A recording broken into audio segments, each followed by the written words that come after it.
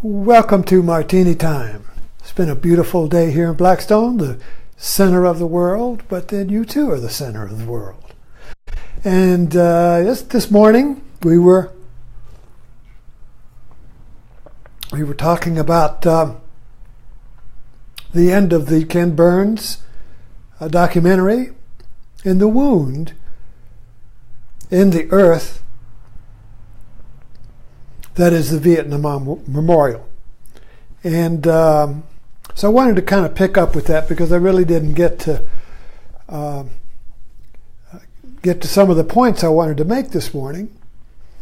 And as I think about the documentary as a work of art, you see, it is a work of art. And Ken Burns is a master of his domain. Do you remember Seinfeld? He's a master of his domain, and his domain is video documentary of American history. And he presents it in a dance of subject-object. And he presented the Vietnam War objectively from both the Vietnamese side and the American side, and subjectively from the Vietnamese side and the American side. The subjective is, of course, the personal stories, the I. And the objective is the it. So you got to see the I, that is the soldier or the person who experienced the war, as an I on both sides, and you got to see it as an it on both sides. So there's the I and the it. And so his art brought them together into one tapestry. And I was struck by the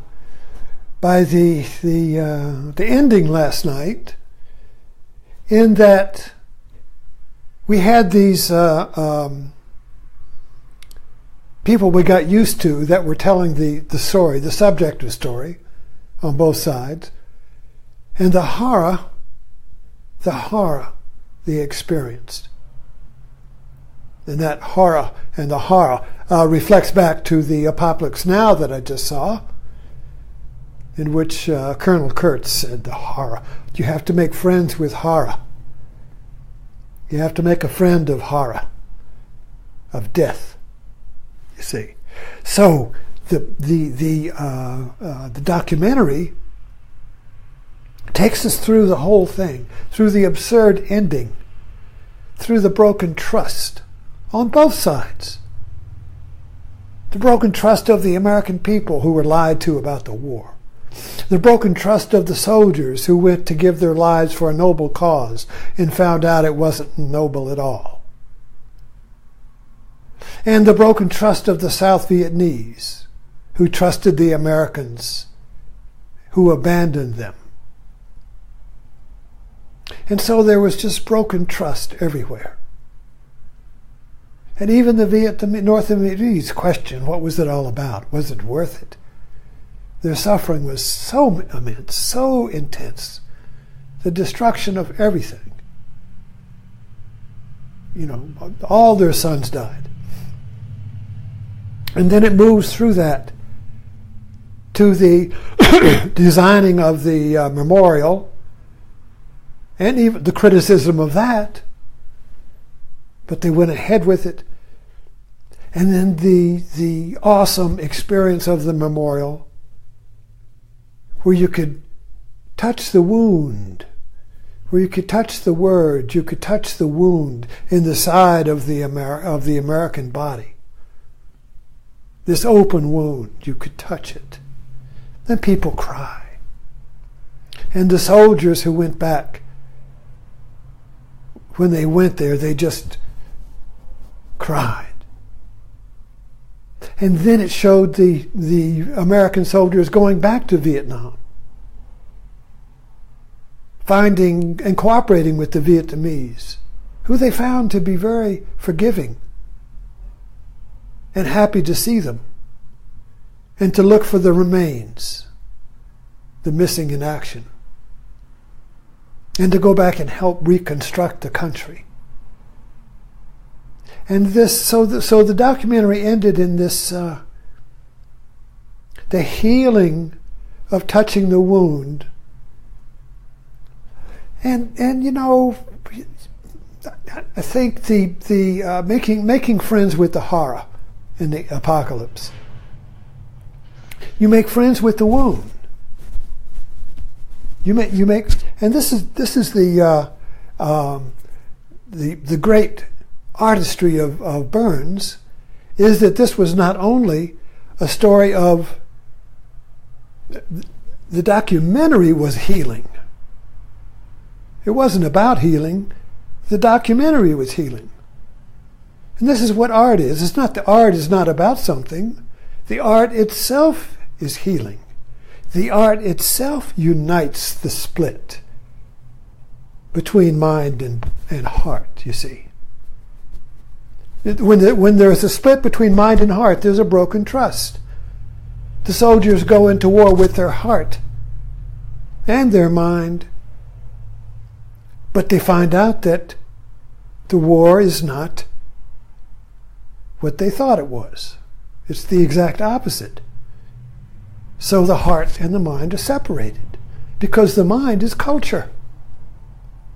I mean, the heart is individual, but the mind is, our minds are enculturated minds. All we know is what our culture gives us and tells us. If we're against culture, we're still within culture. You see, the culture is the known world, and so if we're born into America, we're born into the American known world, and what we know is passed down from generation. We go to colleges and learn American culture. We learn Western civilization. Everything we learn in college, in school, is culture. And then there's the specific American culture, which, like Russian nesting dolls, is within other cultures. So you have Western civilization, and then you have American civilization, and then you got your subcultures in America. You got your Southern culture, you got your Northern, you got your Western, then you got your state culture, then you got your localities, then you got your families. And then, of course, you got your other subsets like religion, your ideology, and so forth. So all these nesting dolls, but it's all culture.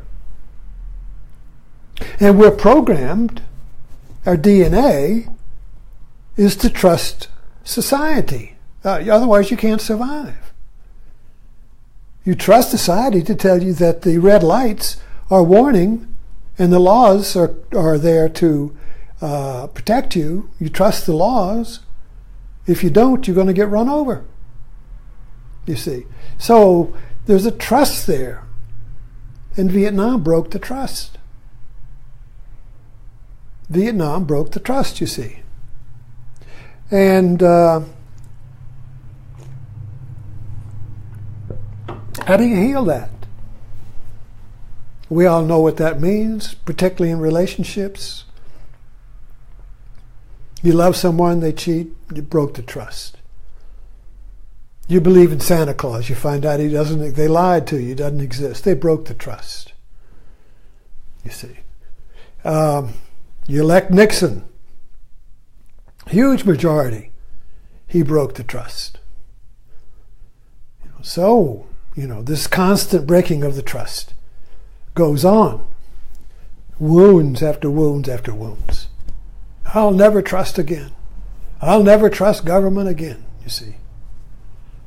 They're all, the pox on them all, you see. But even that is within culture. You're still within culture. So the culture is the wound.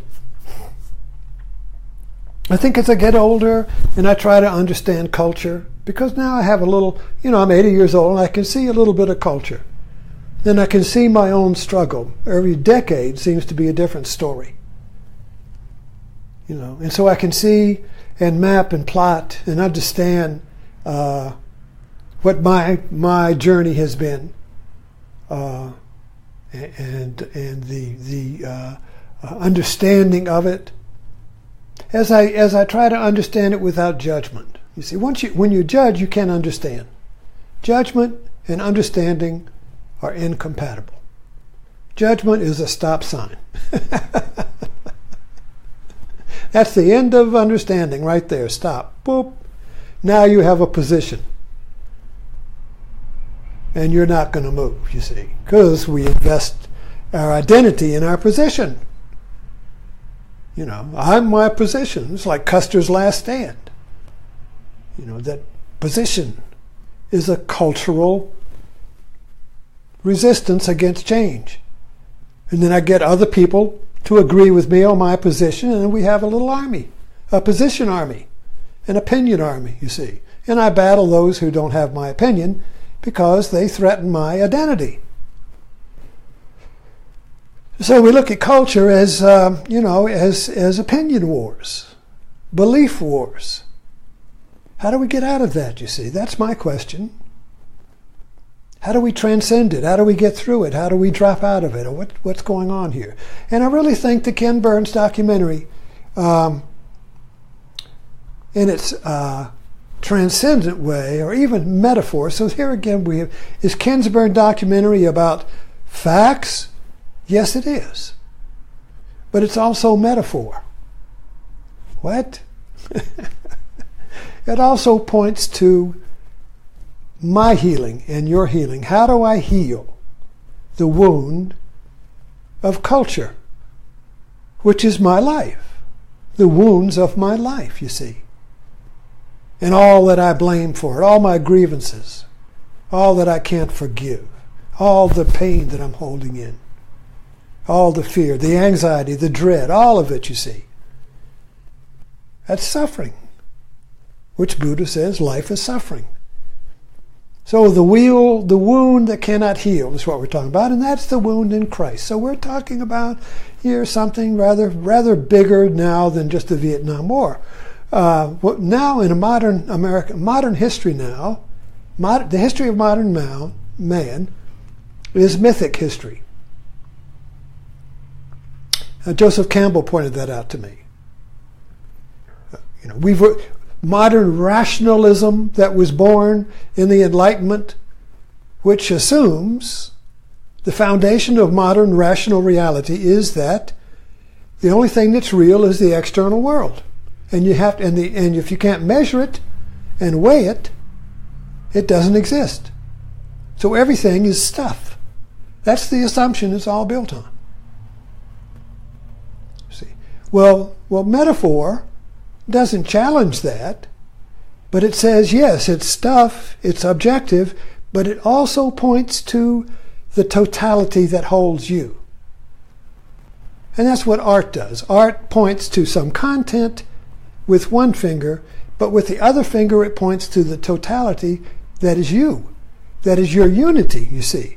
So this art, metaphor is art unifies you and heals your wound.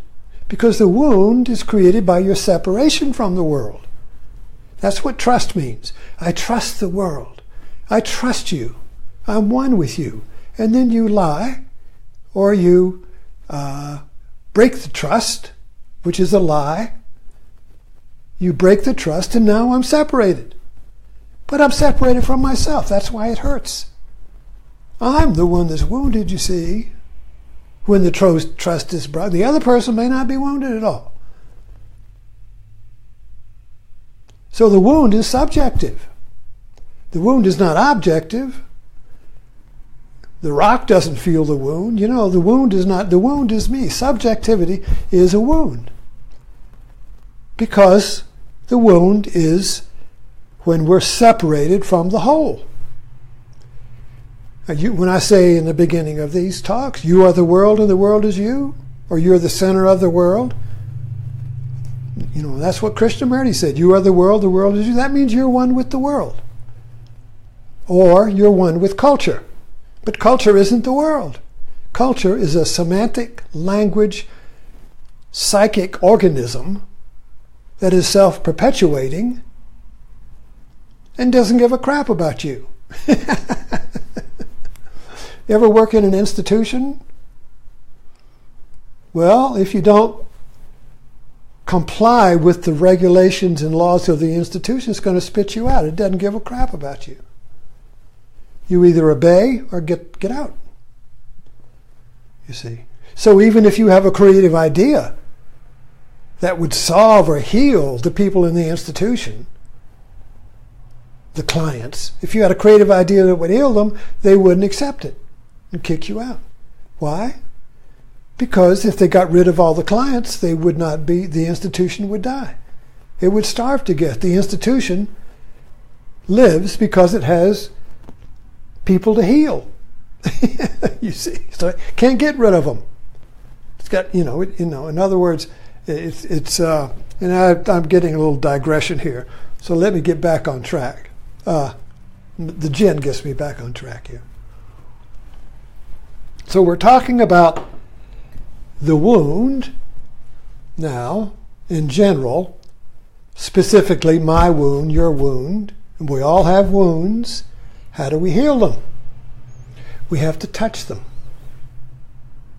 Like you touch the names in the wound in the earth at the Vietnam Memorial. Now there's no blaming there. When you touch the wound, you cry.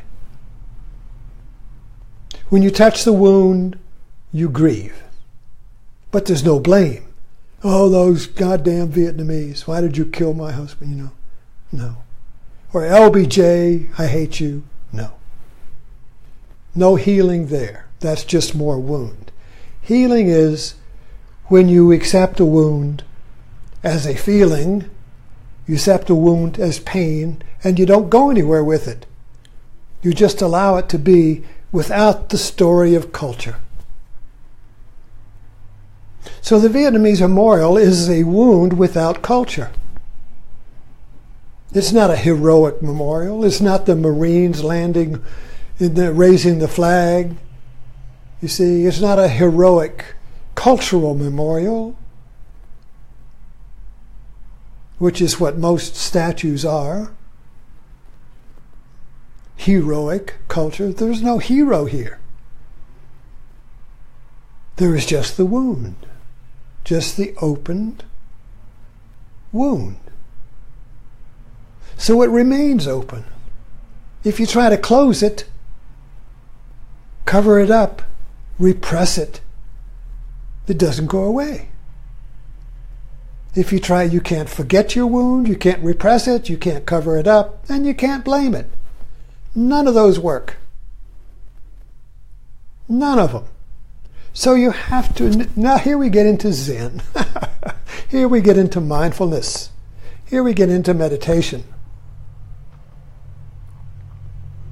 And the Dharma here, the Dharma truth is that when you hurt, don't avoid it. Don't run with it. Don't cover it up. Don't blame it. You say, oh, there's the pain. And you allow the pain to be there without the reptilian reaction of who did it. Son of a bitch. Shoot them. They caused this pain. That's not what we're looking at here. We're not looking at the reptilian id who says, you hurt me, I'm going to kill you. No, it's, I feel this pain. I accept it. I accept this pain. I choose this pain because this is what is. This is the wound. I accept it. I accept the pain. I don't run from it. I don't avoid it. I don't blame it. I just accept it. I feel it.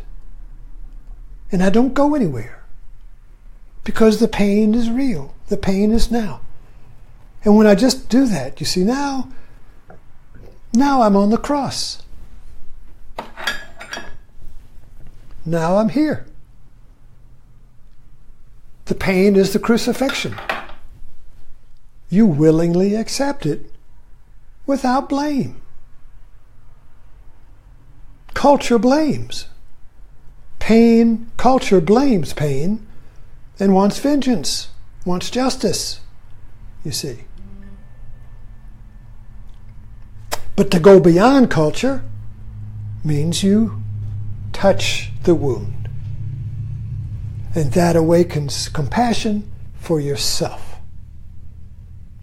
That awakens love for yourself. And that restores trust. And that restores unity. And that is what heals. So I look back on Ken Burns and the documentary as a great healing, if you want to find it, in the wound that cannot be healed, the wound that's going on today in our history, in our culture today. It's the same wound. We just kick the can forward. Each side blaming the other. Vengeance is mine. So anyway, thanks for dropping in.